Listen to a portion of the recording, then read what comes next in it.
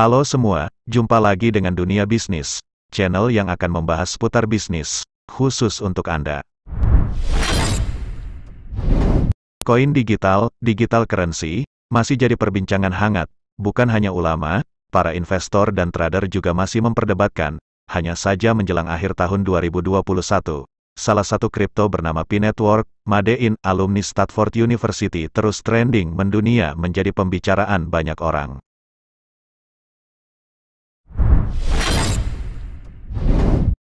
Kehadirannya sejak tanggal 14 Maret tahun 2019, 2 tahun silam terus menjadi buah bibir, digadang-gadang usai mainnet, launching, 2022 mendatang, diprediksi menjadi pesaing ketat Bitcoin, BTC, di mana harganya sudah tembus Rp974.333.016, 67.882,02 US per satu Bitcoin hari ini. Kemarin, BTC sendiri merupakan raja kripto, mata uang digital.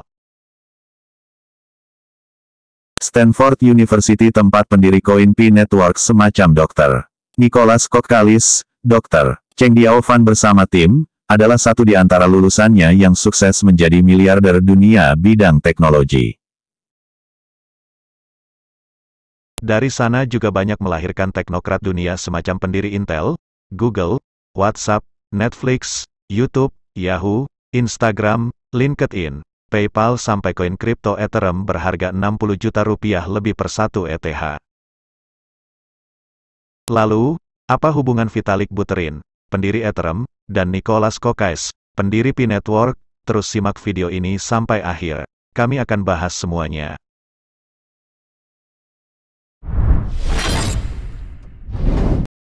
Saya memulai coding sejak usia 5 atau 6 tahun.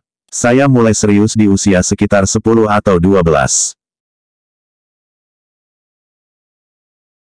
Saya mulai menulis kode untuk beberapa game yang berbeda. Saya memiliki komputer tua Windows 95 dan sebuah buku programming C++ dengan Allegro. Disitulah semuanya dimulai, katanya.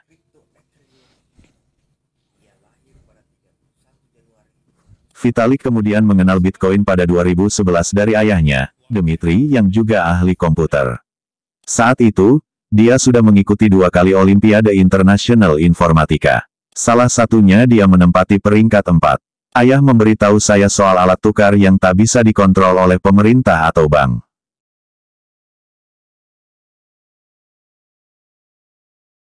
Pikiran pertama saya, bagaimana sistem itu bisa ada hanya dengan angka-angka di komputer.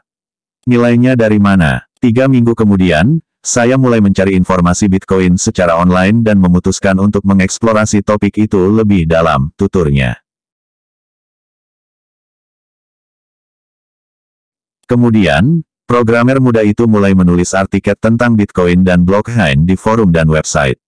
Di tahun yang sama, dia mendirikan Bitcoin Magazine.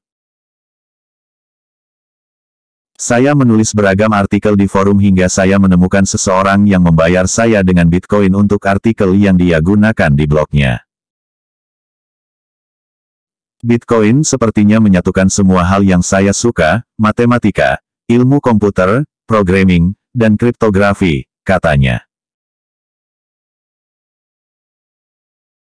Pada 2012, Vitalik masuk kuliah di University of Waterloo di Kanada. Dia drop out tak lama karena ingin fokus pada proyek kripto. Dia melanglang buana ke berbagai tempat untuk mempelajari Bitcoin. Setahun setelahnya, konsep platform blockchain dan kripto Ethereum lahir. Untuk uji coba, dia mengajak teman-temannya. Mereka diminta mengirimkan 1 Bitcoin untuk ditukar 2000 Ether, sebutan kripto berbasis blockchain Ethereum. Banyak orang tertarik dan dia berhasil mengumpulkan 30.000 Bitcoin atau 18,5 juta dolar AS saat itu. Pada 2014, dia mengikuti ajang World Technology Award untuk kategori Software IT, ajang yang pernah diikuti Mark Zuckerberg. Di tahun yang sama, Vitalik memperoleh hibah 100.000 dolar AS dari yayasan yang didirikan pendiri PayPal, Peter Thiel. Pada Juli tahun 2015, dia bersama 3 orang temannya meluncurkan Ethereum. Mereka masing-masing Mihai Alisi, Anthony Di Ioria, dan Charles Hoskinson. Ethereum pada dasarnya sistem tunggal yang memungkinkan pengguna membuat aplikasi dan melakukan transaksi tanpa perantara. Sistem tersebut juga mengizinkan pengguna untuk menciptakan aplikasi untuk menjual atau membeli aset-aset finansial, mengembangkan games dan jaringan sosial, dan lain-lain. Ethereum hanya bisa dibeli dengan Bitcoin. Awalnya satu Bitcoin berharga 2.000 Ether. Saat proyek itu diluncurkan, harga 1 Ether setara $2,9 AS. Setahun kemudian naik menjadi 10–11 dolar AS dan pada 2017, harganya bergerak dalam rentang 160–271 dolar AS. Perusahaan-perusahaan raksasa seperti IBM, Goldman Sachs, JP Morgan, dan lain-lain mulai menggunakan sistem ini. Pada Maret tahun 2016, nilai kapitalisasi pasar Ether menembus 1 miliar dolar AS. Saat ini, harga Ether bergerak pada kisaran 2.500–3.400 dolar AS. Vitalik memiliki 333.520 Ether, sehingga kekayaannya ditaksir mencapai 1,09 miliar dolar AS. Hal ini menjadikannya sebagai miliarder kripto paling muda di dunia.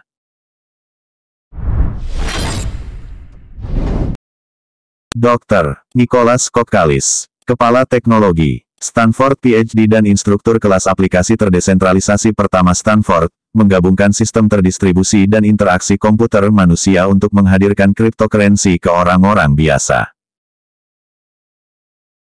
Saya telah menjadi teknolog sepanjang hidup saya, yang membuat saya meraih gelar Ph.D. di Universitas Stanford dan untuk terus menjadi sarjana pascadoktoral di Departemen Ilmu Komputer di sana. Sebagai bagian dari postdoc saya memperkenalkan dan mengajar CS359B, aplikasi terdesentralisasi di kelas blockchain, di Departemen Ilmu Komputer Stanford. Disitulah saya menemukan secara langsung kesulitan untuk mendapatkan kemajuan teknologi blockchain ke tangan orang-orang biasa. Saya percaya saat ini teknologi dapat memberdayakan orang lebih dari sebelumnya. Sebagai sarjana muda, saya merancang dan membangun motherboard komputer baru dari awal di lab. Dalam pekerjaan PhD awal saya membuat kerangka kerja untuk menulis kontrak pintar pada sistem terdistribusi yang toleran terhadap kesalahan, sebelum blockchain dan Ethereum muncul, dan menerbitkannya sebagai tesis MS saya. Saya juga membuat platform game online, Gameyola, di mana jutaan orang menghibur diri mereka sendiri selama lebih dari 2000 tahun. Untuk pekerjaan PhD saya nanti, saya mencoba memulihkan tahun-tahun pria itu dengan menulis asisten email yang diberdayakan orang banyak yang menghemat waktu orang saat memproses email dan tugas mereka. Juga, saya adalah CTO pendiri di StartX, akselerator startup nirlaba untuk mahasiswa Stanford yang telah membantu lebih dari 2000 pengusaha.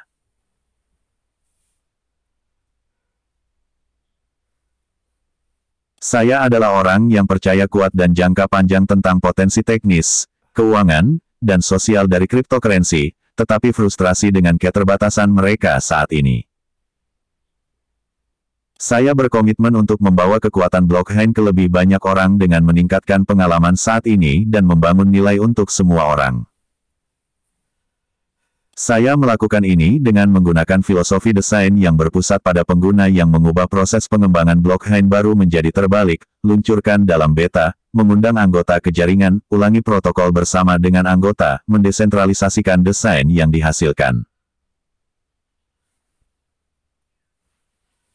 Hasilnya saat ini tersedia sebagai P-Network, cryptocurrency baru dan jaringan peer-to-peer, yang saat ini beroperasi di 150 plus negara dan 32 bahasa.